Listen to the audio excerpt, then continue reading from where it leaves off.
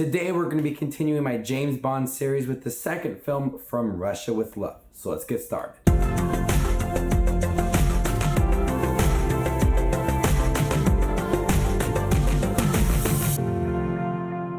James Bond, that notorious, amazing Dr. No secret agent, is back, and half the world is out to kill him as he pits his murderous talents against the Iron Curtain and its velvet women. Hey everybody, my name is Justin. I love to watch movies. I also love to watch James Bond. If you guys do too, you guys are in the right spot. Make sure to hit that subscribe button down below and click that bell notification for more upcoming James Bond videos.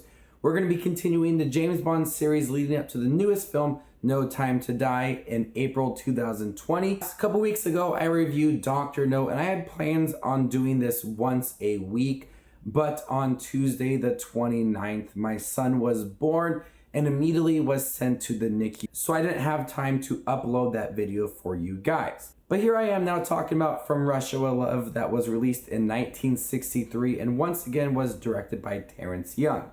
James Bond willingly falls into an assassination plot involving a naive Russian beauty in order to retrieve a Soviet encryption device that was stolen by Spectre. This film was released in 1963 and once again starred Sean Connery. This was the second outing for this actor, and with the success of Dr. No and how smooth James Bond was in that movie, Sean Connery definitely feels more comfortable in his role as James Bond in this film. I view Sean Connery's performance in From Russia with Love as more of a spy performance. James Bond is able to do a lot more different things that he couldn't have done in Dr. No.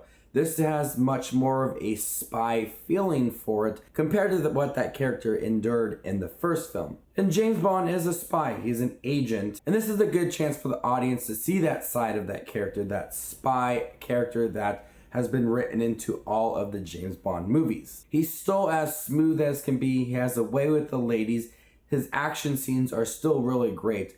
But after that first film, he's way more comfortable in his role. He's able to do a lot more, and I really do like Sean Connery in his role as James Bond in From Russia with Love. He has a good relationship with Tatiana Romanova, if that's how you pronounce her last name. I'm incredibly sorry if I mispronounced that. They're both unwillingly thrown into this plot, but they do have a good relationship. In typical James Bond movies, he has to fall in love with her. He has to make love to her. But I think they have a really good relationship in the movie, and she's able to hold her own. She's a great Bond girl. She was a great addition to this movie. But one of the standouts in the movie is Robert Shaw as Donald Grant. Now you may know Robert Shaw from the Jaws movie, but in the 60s he was a side villain in the James Bond movie. He was powerful, he was brutal, he was that great henchman. When I think of a classic James Bond villain, a henchman, I think of characters like Oddjob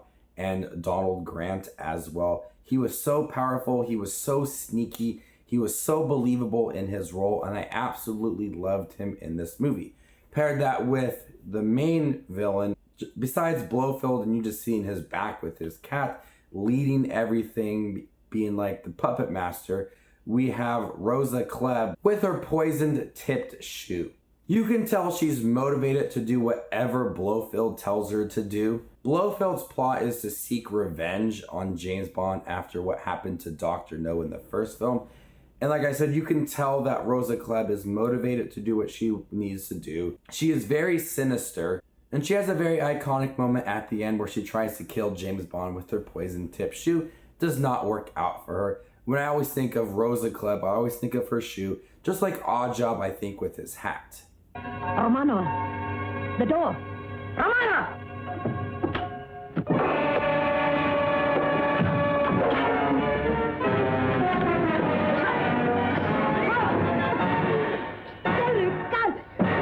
Now, like I said, From Russia with Love is not as entertaining or bright as Dr. No. The setting for Dr. No allowed for that movie in that tone to be really bright and colorful. Here with From Russia with Love and being in Russia, this movie's cold. It's a Cold War thriller that works. Its pacing is brisk and it's much grittier than the first film. It's a cold feeling movie. It's much darker from Dr. No, and in comparison to that film, it works for this location. The tone definitely works. with that spy element that's thrown throughout this movie, the setting for this movie really does work. It's grittier, it's much more bleak than the first film. And after rewatching From Russia with Love, I enjoyed the setting, I enjoy the tone, and I enjoyed the overall plot for this movie. There are some really thrilling action scenes throughout this movie. There's one on the Orient Express that I thought was very well filmed. And there was a scene at the end involving a helicopter that was not written into the book, and I'm glad it was put into the movie because it's a good climax scene to the end of the film. Those action scenes provide a lot of intense moments throughout the movie. Paired that with the really great story, these action scenes really do add a lot to the story. From Russia with Love is not my favorite James Bond film, and I know a lot of people view this as one of the best James Bond films, and I can totally see why. It has a great story. It's got a bleak, dark tone that works for this movie with its setting. It has some iconic characters like Rosa Klebb and Donald Grant. Spectre is always behind James Bond, and we did get the introduction of Q in this movie with all of his beautiful gadgets that he has readily available for James Bond. Desmond Llewellyn, who played Q, eventually went on to play him for 36 years, 17 films, until The World Is Not Enough in 1999, which he declared his resignation. This is the start of Q, and I love all the gadgets. They're so fun to watch, and it led to some of the most classic James Bond moments. So before I give you my final thoughts and grade on From Russia with Love, make sure to hit that subscribe button down below and click that bell notification for more upcoming videos. I plan on reviewing a James Bond movie every week leading up to James Bond, No Time to Die. So, From Russia with Love, enjoyable film, great action scenes, great performances from Sean Connery and Robert Shaw, iconic villains, and a bleak, dark tone movie that works. I highly enjoy this movie now. I wish I would have watched it much more as a kid because it is a good film. And I do remember playing the video game From Russia with Love along with some of the other ones that were released around that time. I'm going to go ahead and give From Russia with Love an A-. Thank you guys for checking my review for From Russia with Love. Stay tuned for next week. I'll be reviewing Goldfinger. So make sure to hit that subscribe button down below. My name is JustinWatchesMovies, and you guys stay classy, YouTube.